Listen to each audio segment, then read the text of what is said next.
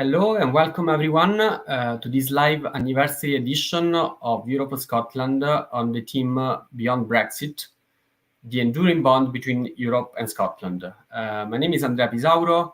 I am the co-director of Europe for Scotland. As many of you know, Europe for Scotland is a pan-European initiative which brings together citizens from all over Europe to express solidarity with Scotland post-Brexit and make clear that we very much want Scotland to have the choice to come back in the EU as an independent country. And our long-term goal is for European politicians to echo that sentiment and express our solidarity to the Scottish people. We are hosting this event, obviously, on the anniversary of the formal withdrawal of the UK from the EU 4 years ago. It's been 4 years in which it's fair to say that all negative predictions about Brexit have already come true, and Brexit has impacted all different parts of society. We are seeing the dire consequences of this mistake of historic proportions, and of course, everyone knows it, but I think it's always worth repeating it. Scotland didn't vote for it, didn't make this mistake. There was this very important and significant majority of 62% of Scots voted against Brexit. Not a single Scottish district voted to leave. And it's also worth repeating at all times that the Scottish Parliament and government rejected the Brexit process at all stages.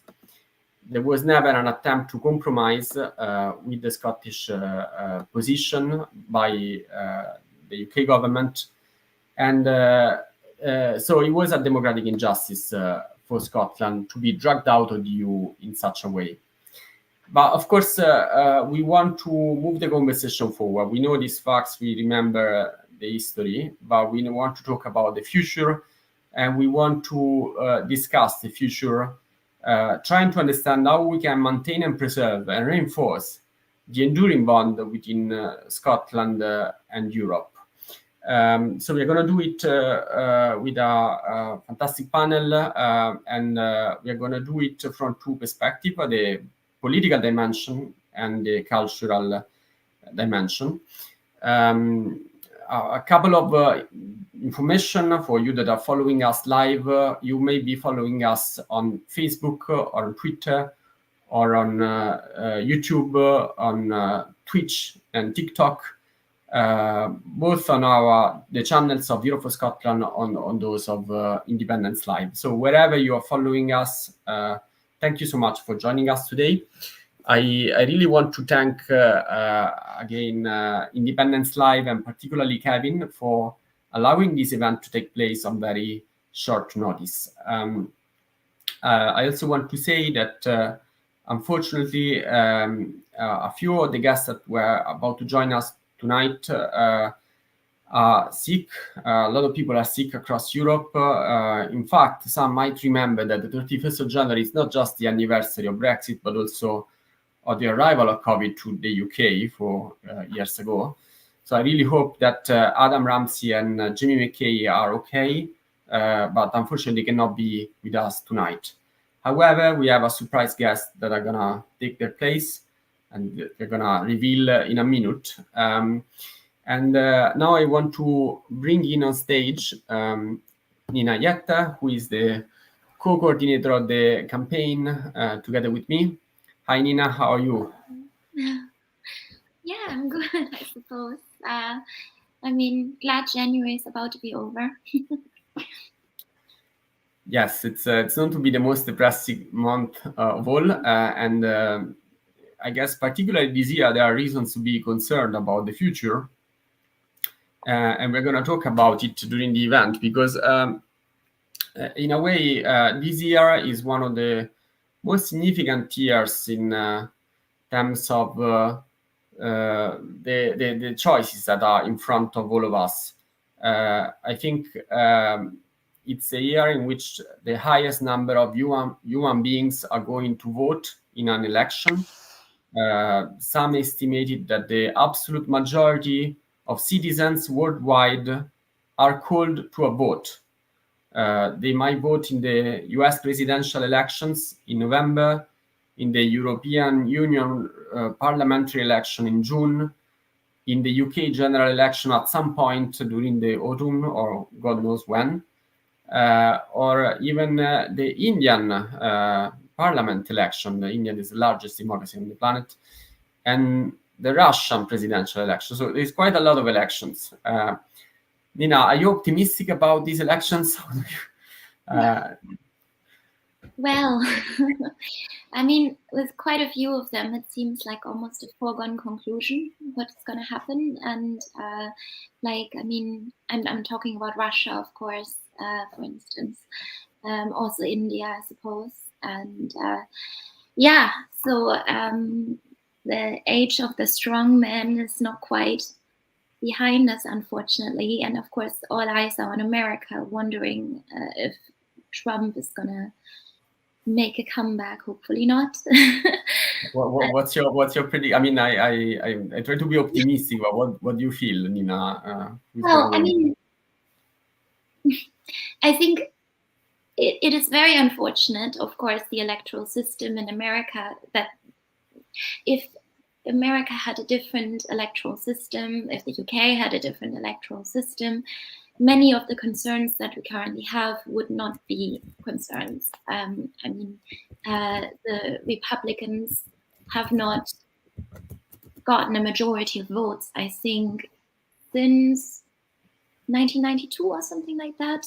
I might be wrong, but like, one of the Bush terms he got a majority of votes, but definitely in a lot of these elections, the Republicans got into the White House despite not winning the majority of votes.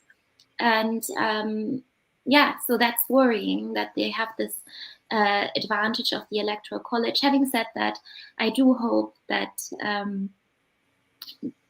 I mean, people are kind of like surprise us positively, and support for Trump will not be as strong as we fear. And in addition to that, I hope that Biden has some tricks up his sleeves. I'm still hopeful that he is gonna make some announcements that might change how people see him a little bit. Most of all, I would hope that he switches his vice presidential candidate. Let's see. But I think maybe more interesting for our discussion is what will be the consequences for Europe. And I think even though Trump is, of course, if he was to be elected, would be very bad news for America, it would be very bad news for the world. Nonetheless, I also think it would be an opportunity for Europe to say we cannot rely on America, we need to be united.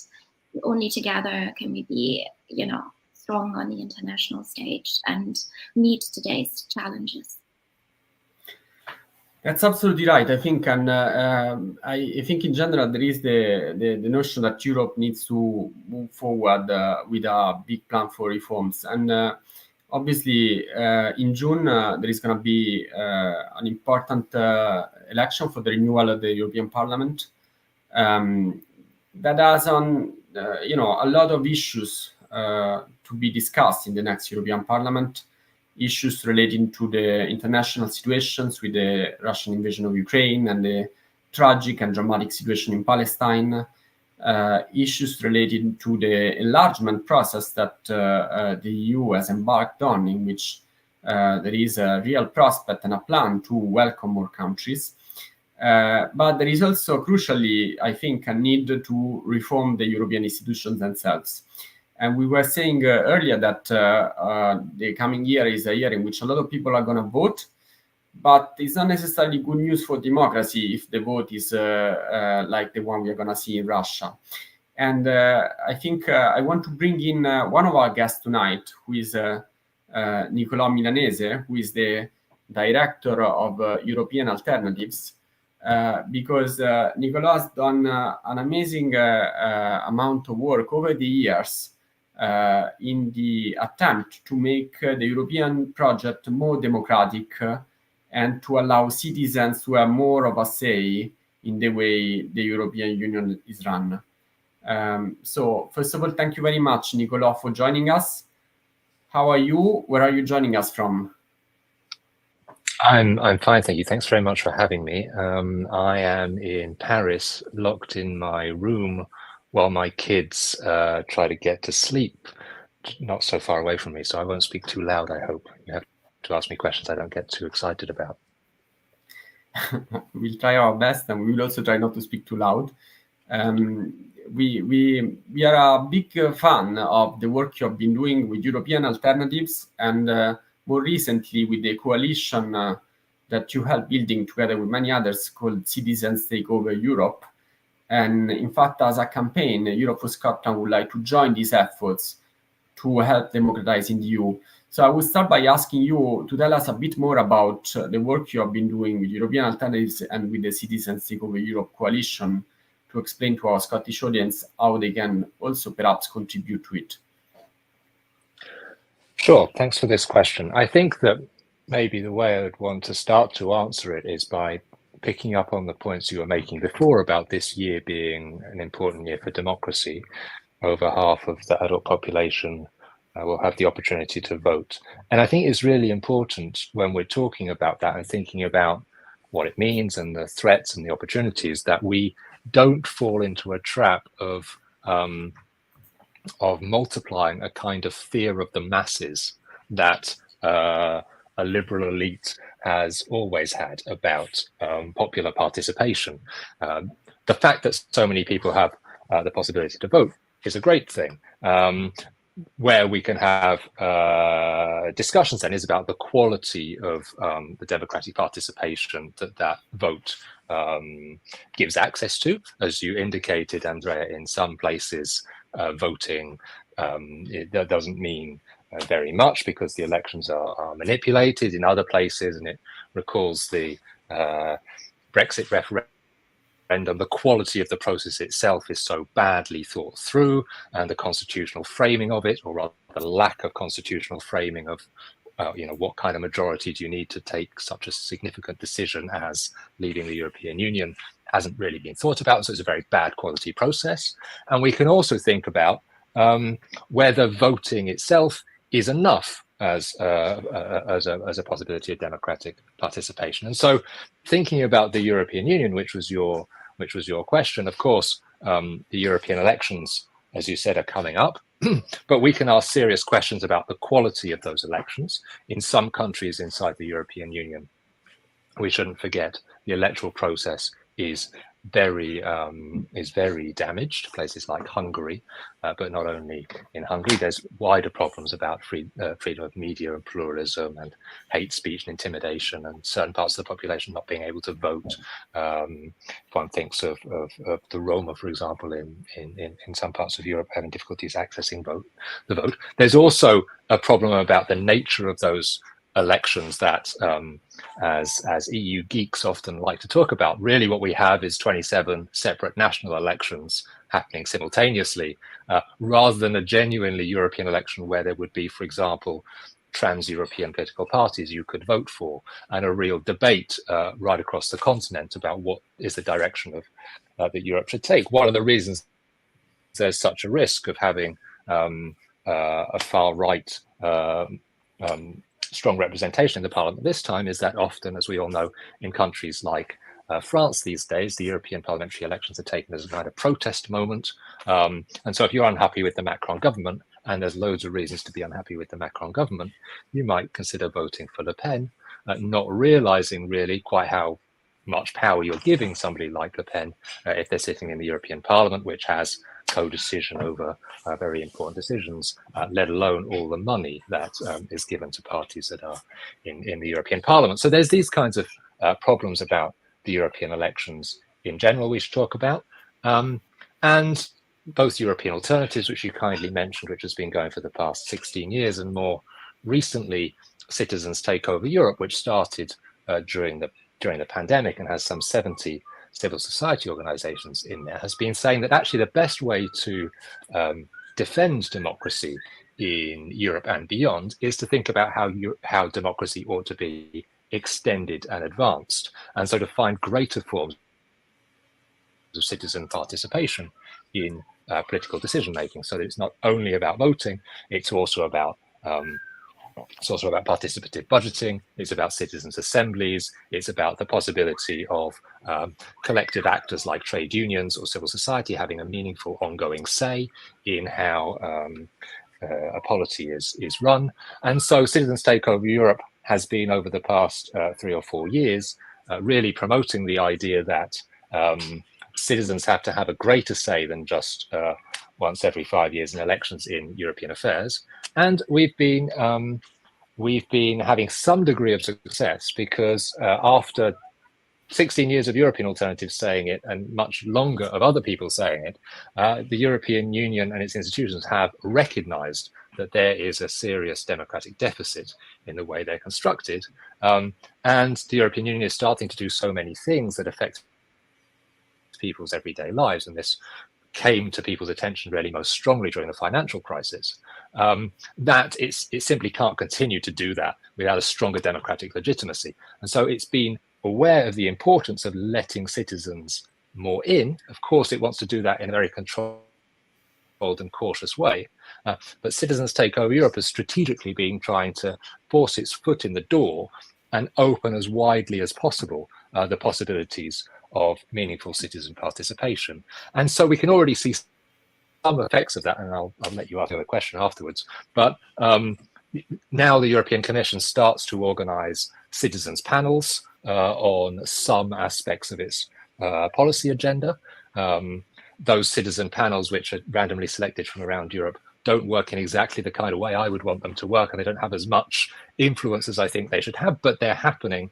It's a start, and it's something we can work with to push further. The European Parliament has also kind of recognized that it's going to have to organize more ongoing discussion with citizens and civil society if it's going to maintain its place in the European scene. And so it thinks about organizing citizens' agoras and other sorts of things inside the parliament where citizens can have a much more rigorous debate with the European parliamentarians. And so with actually a couple of the people who are unfortunately not with us this evening, Jamie, for example, Jamie Mackay, we're involved in a campaign to establish a permanent citizens' assembly for Europe as a way of kind of institutionalizing a citizens' body which would have its own legitimacy alongside the other institutions. So there's some things that are moving. Of course, there's also many enemies to all of this kind of process, both because there's those who disagree with it in principle, and there's those who might be open to it in principle, but don't want to have their own power challenged by new actors and citizens having their space in the room. So there's plenty of roadblocks and enemies, but democratic change is always like that. Thank you very much, Niccolo. And I think you made very excellent points on a number of dimensions when it comes to the how to improve democracy at several levels. And you touched upon two quick points that I want to connect to, because Jamie, when he told me that he could not join us, he did send me an email saying, I really would like to say this, even if I cannot join you. And the point he wanted to make was partly what you were saying, that we must build on this culture of citizens' assemblies and participatory democracy. But he also, crucially, from my perspective, said, he remembered Scotland's great tradition, great and rich democratic culture.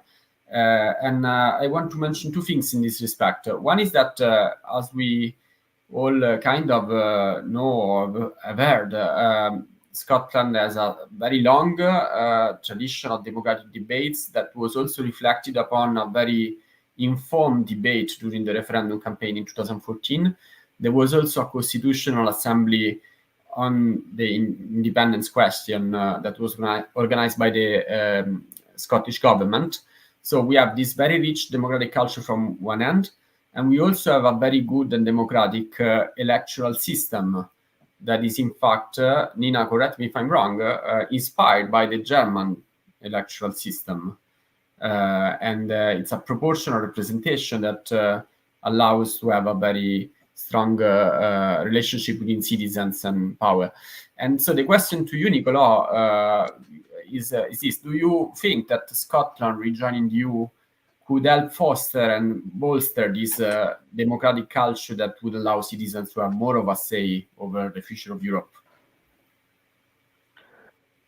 Well, look, I think firstly, you're absolutely right that Scotland has a long history of democratic thought and perhaps even more broadly than that, anti-authoritarian thought and calls for freedom. I mean, David Hume and others are shining examples right across Europe of this line of thought. And so, of course, the cultural contribution, I mean, in its widest sense, of Scotland to European democracy also hasn't disappeared with the situation of Scotland being outside of the EU, and plenty of us right across the whole continent still treasure the cultural and political meanings that have arisen from Scotland. Then I think more directly in answer to your question, it also depends how it's done. And I'm very much an advocate that in all future enlargement, there ought to be a much stronger dimension of citizen participation in setting the terms of the enlargement and going through the accession process. And I think that that means, by the way, citizen participation both of the people in the accession country and of other people right throughout the European Union. And I think that's really important, both because in some countries, and that's not Scotland's case, but in some countries, for example, in the Balkans, there's a lot of democratic reform that needs to be achieved before accession becomes conceivable, and working with the current governments is not really a suitable way of trying to promote that. So working more directly with the citizens would be a way of doing that.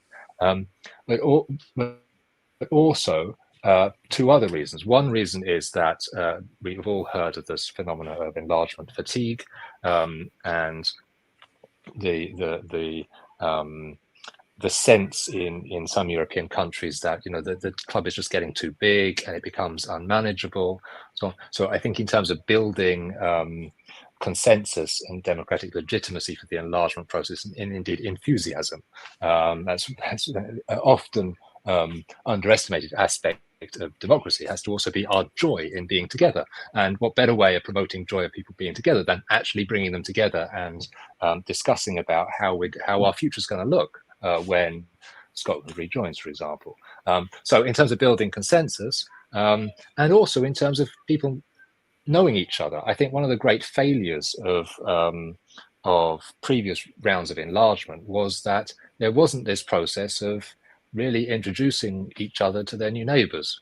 And so a whole load of new countries join the European Union, and actually there's not so much known about them. Now, maybe one could say, well, Scotland's been a member for quite a while and plenty of people know it fairly well. But no, I think that there's still a great worth in a process which really brings people together. And so a participative process with citizens' assemblies, with festivals, with civil society initiatives and all the rest of it, for these reasons, for joy, for legitimacy, and for good friendship. Thank you, Niccolo. Thank you very much for these excellent points. Thank you also for mentioning festivals, because we are gonna say quite a bit about festivals, so different sort of festival in a moment. But we talked a lot about European democracy. However, as we know, this year there is a lot of important democratic challenges also in the Anglo-Saxon world. And probably there is no one in the world that knows better about democracy on both sides of the pond than the person I'm about to call on stage, who is also the inspirator and the main driver of this campaign. You all know Anthony Barnett. Thanks so much, Anthony, for being with us tonight. It's lovely to see you. Oh, it's very nice to see you. Very nice to see you.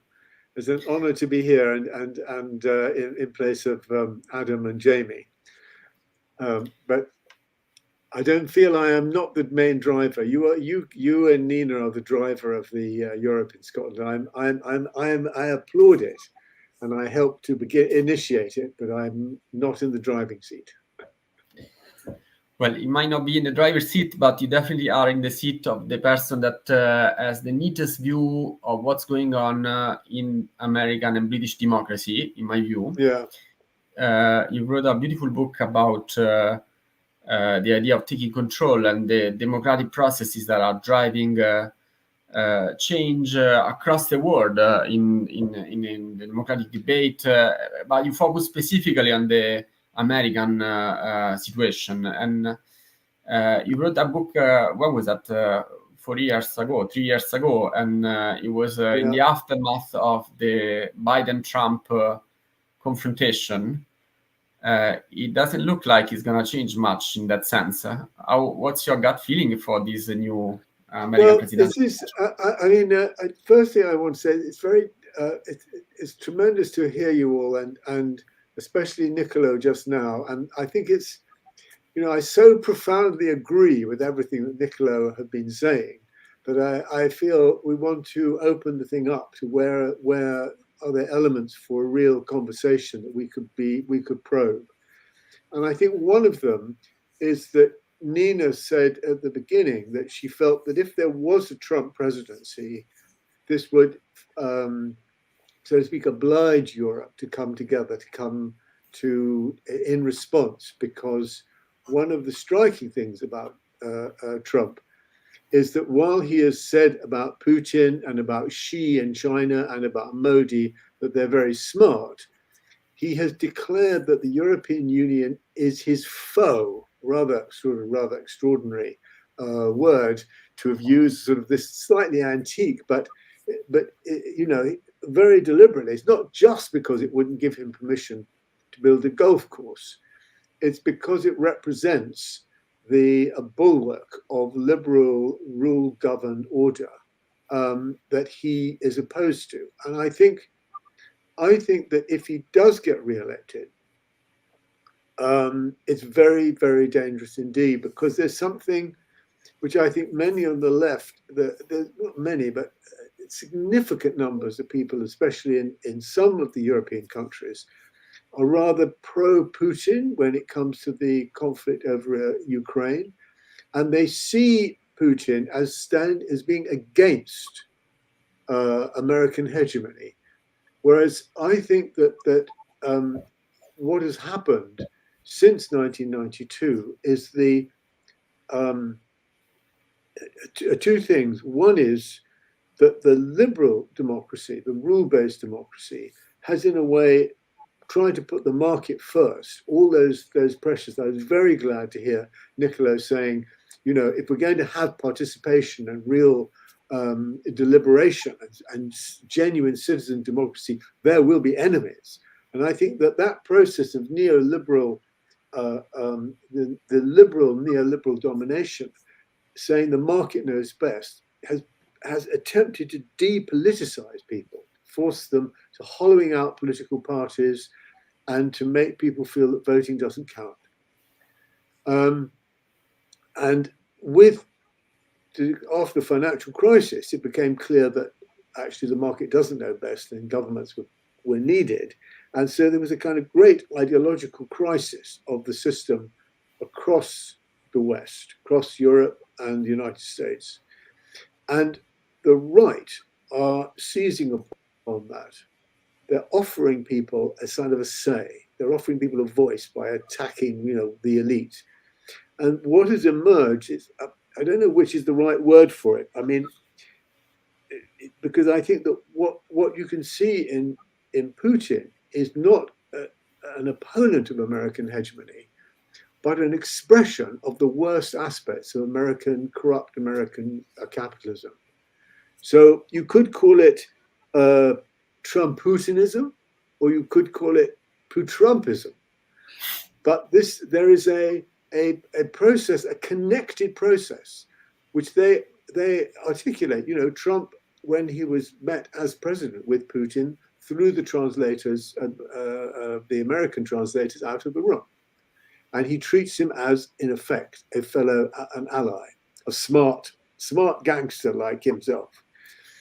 And the danger is that there are others inside the European Union, Orban is the outstanding example, but electorally as well, who, if Trump comes into office and Putin, and he stops the American support for the Ukraine, the military support for the Ukraine, that this Trumpism also exists inside the European Union. It's an expression of the profoundly anti-democratic aspects of this kind of late capitalism, and I think it's very dangerous indeed. I'm not convinced that the structures in Europe are able to withstand it, and I think the reason that of my concern is based precisely on what Niccolo has been saying, that the institutions, the law-based, the important institutions that we do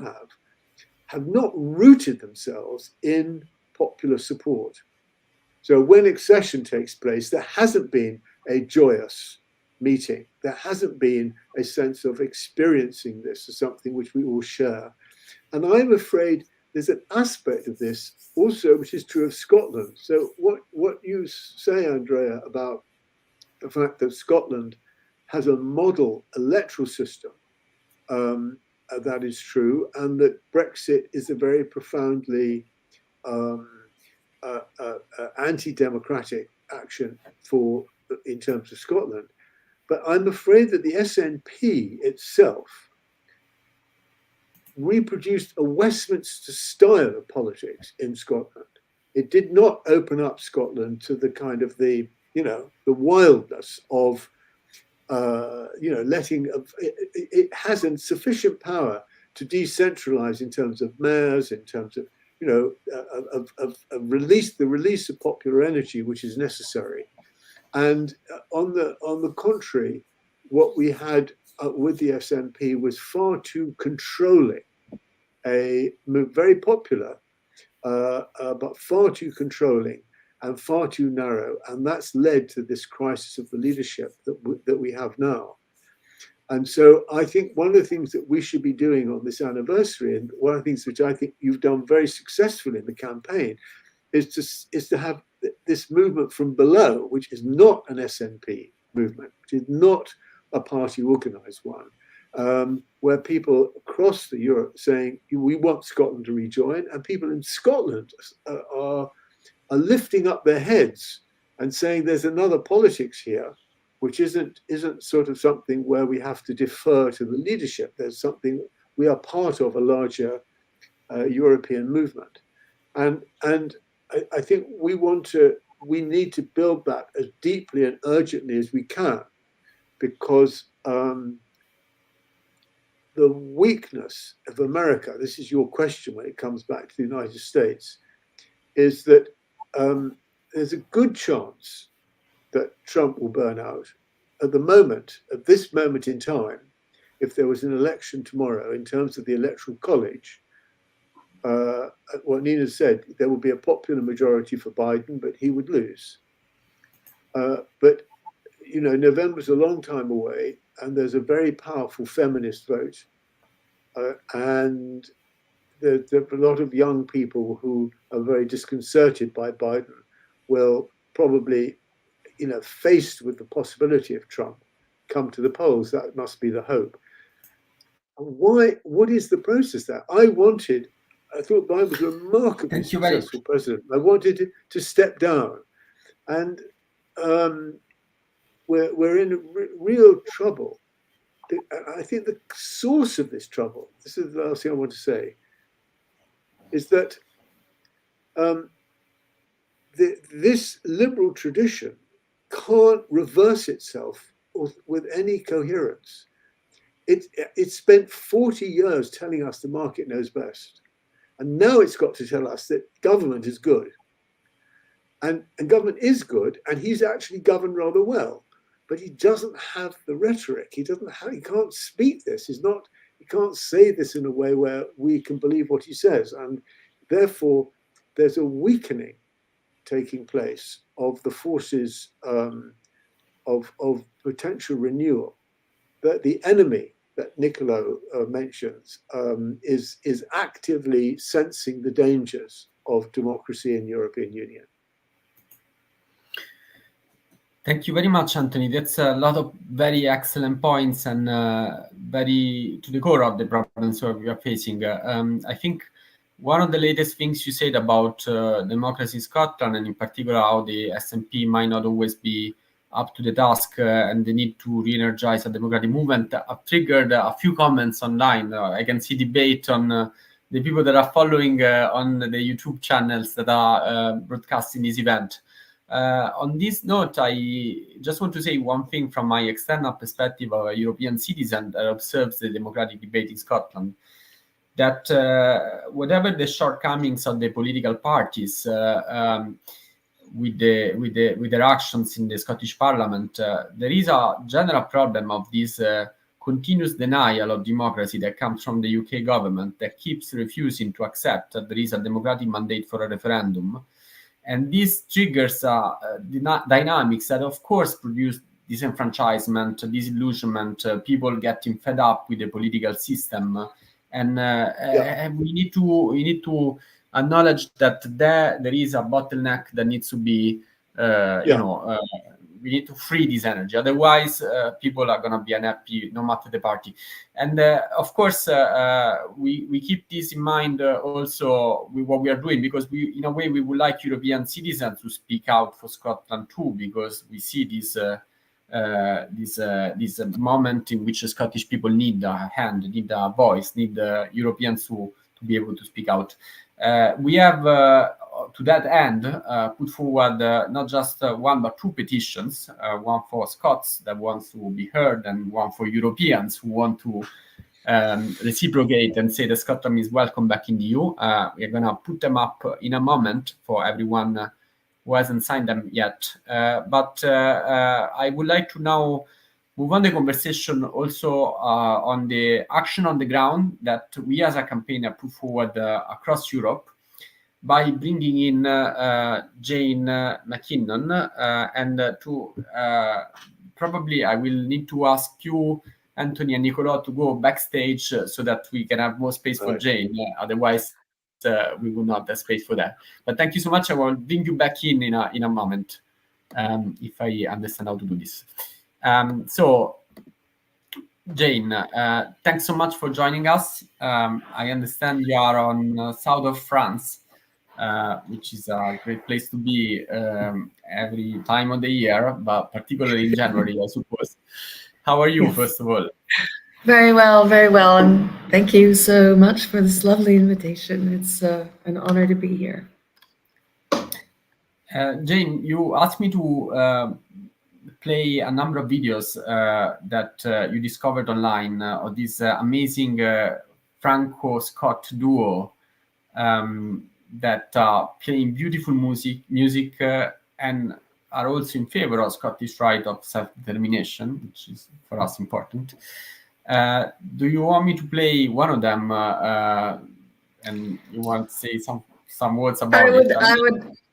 I would love to be able to share this music and for everyone to discover it. And I didn't discover them online. I discovered them because they were playing a concert and a ceilidh for Burns Night just this past weekend. And I thought they were so remarkable. And so I approached them about our being able to play their music this evening, and even tried to do an interview with them, which was a fantastic interview, but unfortunately technical problems arose and we couldn't use it. But their music is it's very beautiful, but they are also a remarkable duo because they are both composers and instrumentalists. She, Joanne McKeever, is also a singer. She sings in Scots and in Gaelic. She's from the island of Arran in the Inner Hebrides in Scotland.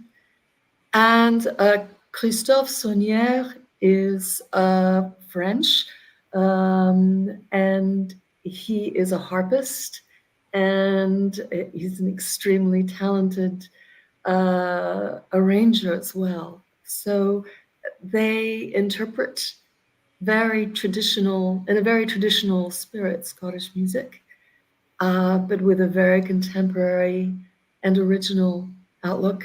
And we should just play it so you can hear it. I'm gonna play it. I'm also wary of time because we have a few things to discuss with you. So I would suggest that I play maybe a 1-minute clip for now, and then we play both videos at the end so that people can enjoy them at the end of the event. That's a great idea.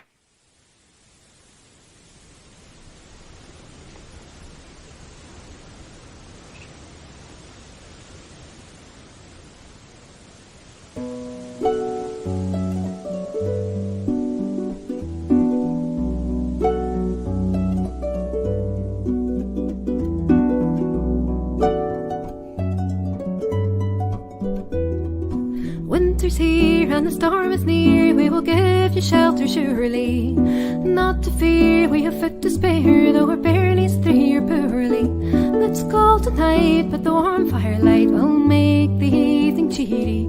Oh, heat-a, ho-do, oh, heat-a, ho-do, ho-do, ho-do.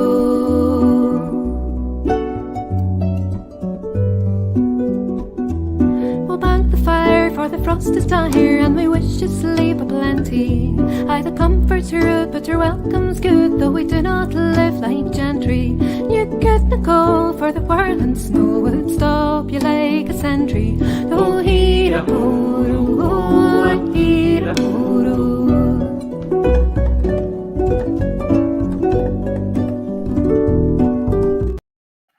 So sorry, I need to cut it here. It breaks my heart to stop this beautiful music. But as I said, we're gonna play it all at the end of the event, together with another beautiful video that you selected for us. And thank you so much, Jane, for bringing this musical interlude, this beautiful European couple of a Scot and a French. And you represent here our fantastic group of French activists that are one of the most important driving force of the campaign on the continent. And I'm so happy that you're here because you can tell us a bit more about what you are doing and also about the fantastic love for Scotland that is still very strong across France, from the north to the south. Oh, well, there is a great deal of love for Scotland in France. I say that because there are all kinds of pockets of fascination with Scottish culture and with an expression of wanting to connect with Scotland and taking joy in that connection with Scotland. And there are Franco-Scottish associations. So there is the Caledonia Society in Paris. There's another society called the Franco-Écossaise Society, which is a very special group because they are very interested in history and they also support academic work on Franco-Scottish ties. There's also another group in Orléans called Old Alliance. And I think you have a picture of us with some of the French team to whom I shout out and say hello. No, it's not that one. It's the one with Patrick Gilles. This one is with Jamie Campbell, who is the deputy head of the Scottish government in Paris. And he attended this Cayley that I just mentioned in Aubigny-sur-Ner. There you go. That is Monsieur Patrick Gilles of the Old Alliance, the Old Alliance, Le Lien Franco-Écossais, and he has written a number of books exploring the history of Scotland's ties with France and France's ties with Scotland. In fact, I asked him, why are you so enthusiastic, enthralled, and devoted to nurturing this alliance, this old cultural alliance? And he said, there have been two perhaps very fragile moments for France in history. And one was during the Second World War, but one was much earlier than that, back in during the War of Religion, when the French king appealed for Scottish archers to come over, and they did. A large legion of Scottish soldiers and military came over and helped the French reinstate their King Charles VII. So he said, Scotland has been there at the crucial moments in French history. And I thought that was a remarkable way for him to view Scotland today. Fantastic. Thanks so much, Jane. And you mentioned there are several festivals in different parts of France. Yes. And actually, this has been part of our policy, our wish to connect the dots and connect all of these little pockets that I mentioned before. So in Brittany, there is an enormous intercultural Festival de l'Orient.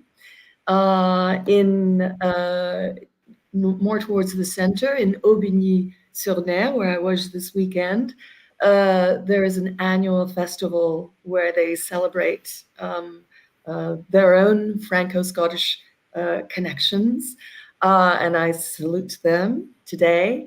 You'll have to check with them about what they're organizing for this year, but they have a fantastic festival, and last year there were over 40,000 people who attended. And in the south of France, there's a new young festival called Festival Écossais 1782. And it's very exciting what they are doing, because they have attracted so many people who are interested in Scotland and in France's ties with Scotland. And so I shout out very quickly to their organizers, Eric and Marie Nadege, and we really want to support this brand new festival. But there are also there's also a Royal Scottish Country Dancing Society, which has chapters in Paris and Lyon. There's a Fédération, there's a French Federation of Pipers.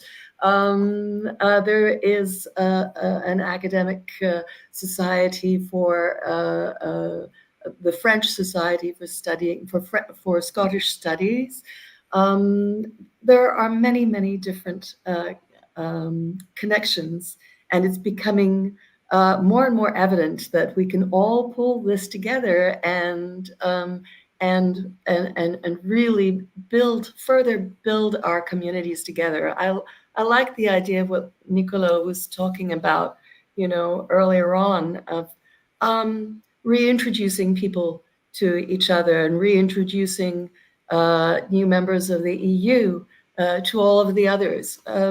I really like that idea of rebuilding communities, and that our experience of working with the team in France has been one of coming across wonderful new communities who are just very happy and full of joy in celebrating their connection with Scotland.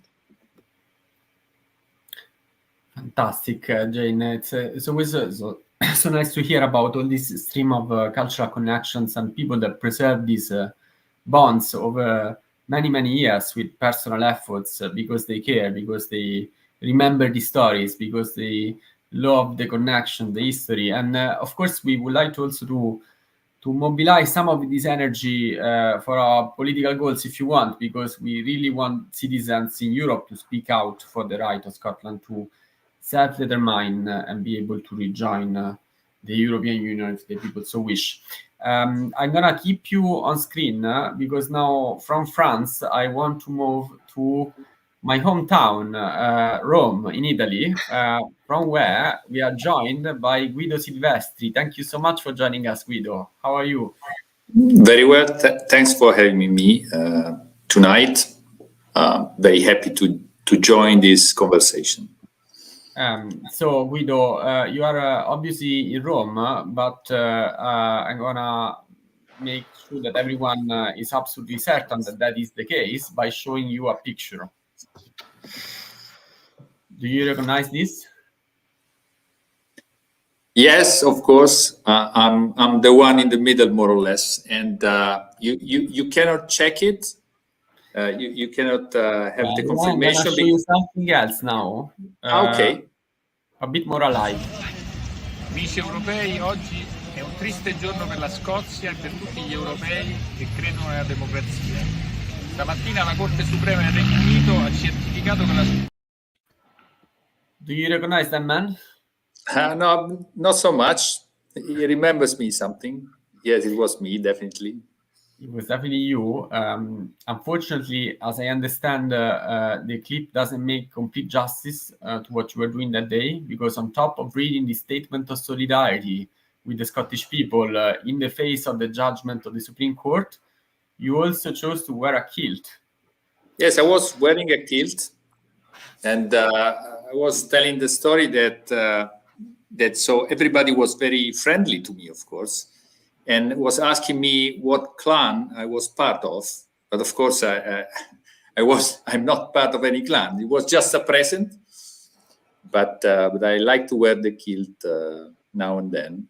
So it was a very nice evening with a nice group of people. Well, thank you so much for doing that day. I think it was very, very important for people in Scotland to know that there were Europeans ready to take the streets on a very cold day, very rainy day in many cities of Europe, and also doing so in front of an iconic monument, make it all more vivid and important. And Guido, you're also the president of Volt Italia, and you might want to say a bit about what Volt is, and also, if you want, what is Volt's position on the Scottish issue?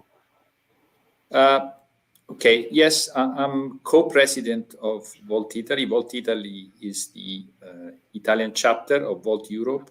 Volt Europe is a European party. We consider ourselves just one party with one governance, one program, one assembly, and then we are forced to open national chapters because of the regulation. Let's say as Volt Europe is present in 30 countries, so more than the EU countries strictly. And let me put it this way: I think that the way we feel about Scotland is simply part of the EU, and to go further in this direction, I think it's important to make a parallel. In Italy, we are doing, political battles in favor of Italian without citizenship. So there are people that are born in Italy, or they followed all the schools in Italy, but still they don't have citizenship. And we think this is a shame. We are fighting for that. But now we realize we also have European without citizenship, which are Scots. And because I cannot think about people more European than Scots. And so what we are really trying to do, since we are going to participate to the next European election along with our list in Italy, as in many other countries, we want to put in our list Italians without citizenship, but we also love to put European without citizenship, like somebody from Scotland, to demonstrate in a very clear and plastic way that we are a European party and that we are, we have very strict links to Scotland. So we shall try to understand if there is any availability from people from Scotland to be in our list. The reality is that this will not be accepted by the authority, because of course, if you're not from EU, you cannot participate. But I think it's still a very good occasion to raise this issue, this battle that we take care of. And so I really think it's a good way for us, for Volt and for Scotland to put the debate in the public Italian debate at least. That's a very, very interesting provocation. In many ways, a lot of people were rightly angry across the UK about the fact that with Brexit they were deprived of their European citizenship. And there has been also people that appeal to the European Court of Justice, and legal battles have started off because of that. Exactly. So I think put that on the debate by raising a provocation like that, I think it would be very important and welcome. I also want to mention we are running out of time. Too many good points and arguments from a very rich debate, but I want to bring in a bit what we are doing in terms of our advocacy. We had put forward in the last few months this new petition through which Scottish citizens can ask Europeans to raise the Scottish issue during the European election campaign. This is very important because this is the first European election in which Scottish citizens will not be able to vote for the European Parliament. And European citizens who are sympathetic to the Scottish right to be still part of the European project, we encourage them to speak out at debates, at events, in the occasions in which there is an opportunity to raise the Scottish issue on behalf of the Scottish people. And I want to also announce that we have decided to move our petition to a European platform called We Move Europe, where basically we can reach more Europeans. This is the number of Scots that have signed so far to ask to include Scotland in the enlargement conversation, which is started in the last few months. We also have our petition open to Europeans that would like to express their solidarity to Scotland and demand European politicians to speak out. So very quick questions to both of you, Guido and Jane. Are you ready to take on board this battle, to raise these points in the European election campaign that is coming up in May? Jane? I think we have to. I think these are citizens' questions, and we need to take back our own voices in a way. I think it's very easy to silence oneself. It's very easy to censor oneself. And I think it's a very important question, the one of what really makes citizenship, and how in what way are we European citizens? And I think Guido, that initiative of nominating Scottish candidates is fascinating because it really foregrounds how a community might want to nominate someone, but the notion of citizenship as it stands today now precludes that possibility. In other words, we want to be European as citizens, but we are only allowed to be European bureaucratically and legally. So that is a conversation that we should be asking politicians to think about really very sincerely when they are seeing communities having festivals and organizing tattoos, organizing events to express their joy in connecting with a specific culture.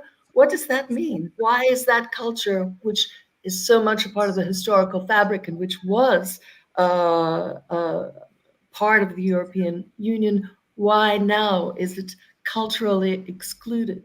I think we need to hear politicians talk about this, especially for anyone who is a candidate in the European elections. I'm sorry, And I if took up a long time, Guido. No, Thanks so much, I will Jane. be very Yeah, short because I think we're conscious of time. Just to say that I think that this initiative to put Scottish candidates in our list is not a favor that we are doing to Scottish people. We need European citizens. It will be a very difficult election in Italy, a very difficult election in Europe. And how can we give up to sincere European citizens?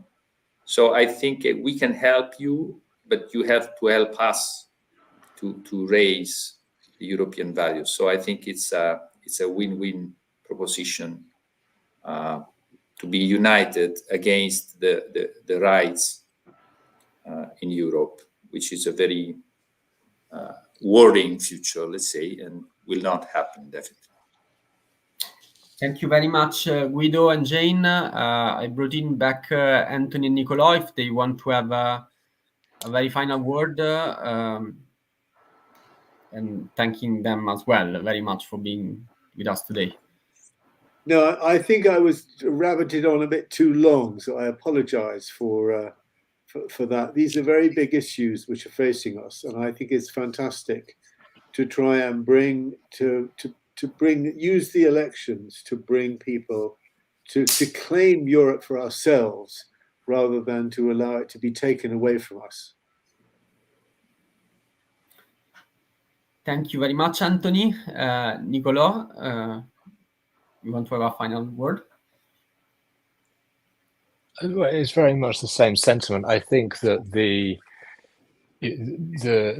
question of who is and who isn't a member of the European Union is a very important one, and it's the centre of your campaign. But it's perhaps still a less important issue than the way we work together across all kinds of borders, and building solidarity between people, because the forces that are opposed to our liberty and flourishing are not only political forces, they're also economic and corporate and technological and others. And so I really think that we ought to claim the identity as Europeans and as citizens of the world, and try and act in a way that forces the political institutions to catch up with us in terms of our ability to work together. Thank you very much, Niccolo. I completely agree with everything you said. Thank you all to everyone that has contributed to this event and those that have watched us online. We are gonna say goodbye with some music.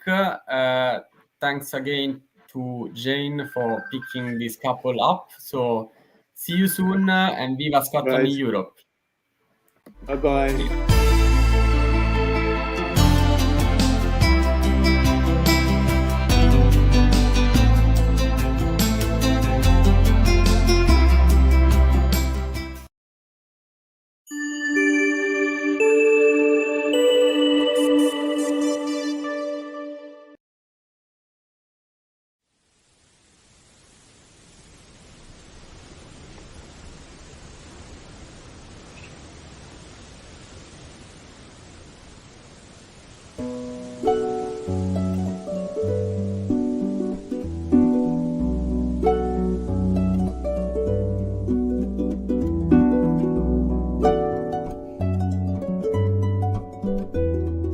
Winter's here and the storm is near. We will give you shelter surely. Not to fear, we have food to spare, though our bare knees 3 are poorly. Let's go tonight, but the warm firelight will make the evening cheery.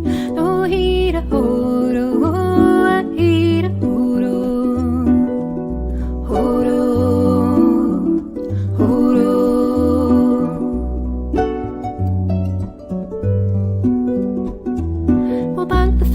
for the frost is dire, and we wish you sleep aplenty. Aye, the comforts rude, but your welcome's good, though we do not live like gentry. You get the call, for the whirling snow will stop you like a sentry. Oh, hee-da-ho-ro, oh, hee-da-ho-ro.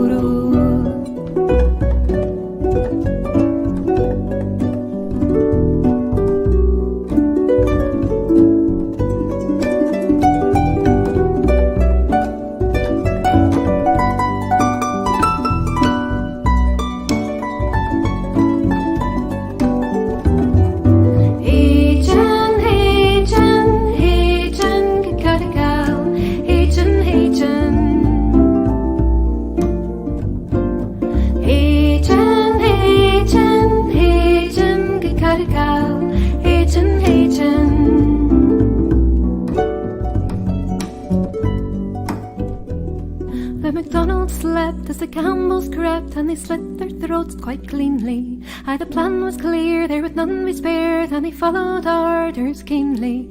They're all afraid, they were some that night that made their exit finally. Oh, hee-da-ho-ro, oh, hee-da-ho-ro.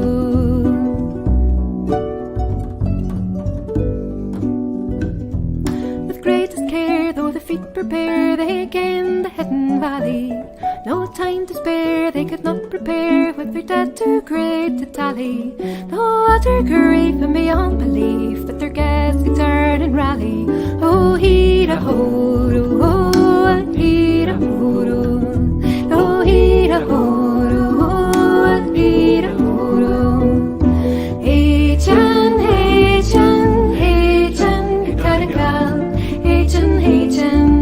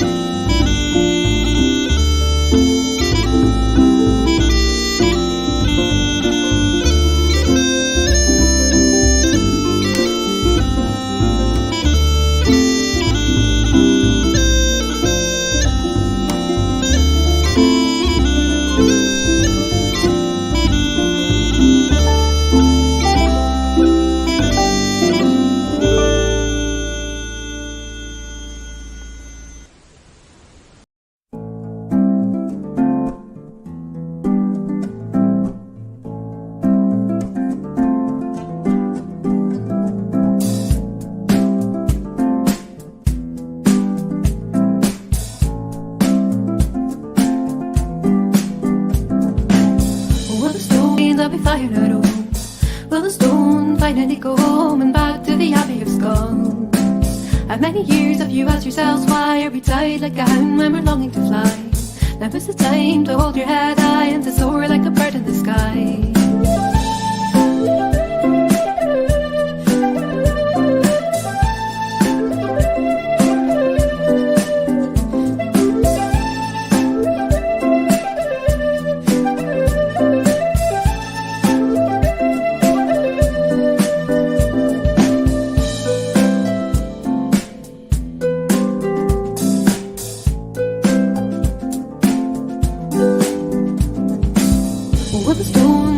Go home when we're free from the chains I'll be flying our own. Will the stone finally go home to the place where it really belongs? You can run if you give yourself a chance. You can dust yourself down and you can truly advance. You can shout, kick up your heels and dance when the stone's where it really belongs.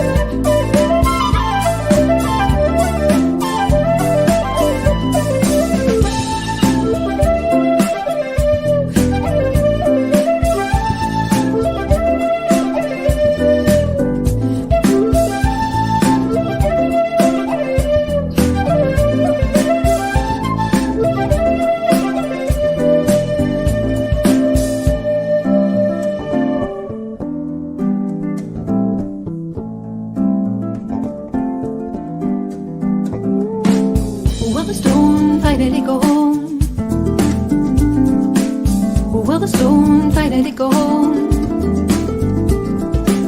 Will the stone finally go home when we're free from the chains that we fly on our own? Will the stone finally go home and back to the Abbey of Skull? Will the stone finally go home when we're free from the chains that we fly on our own? Will the stone finally go home to the place where it really belongs?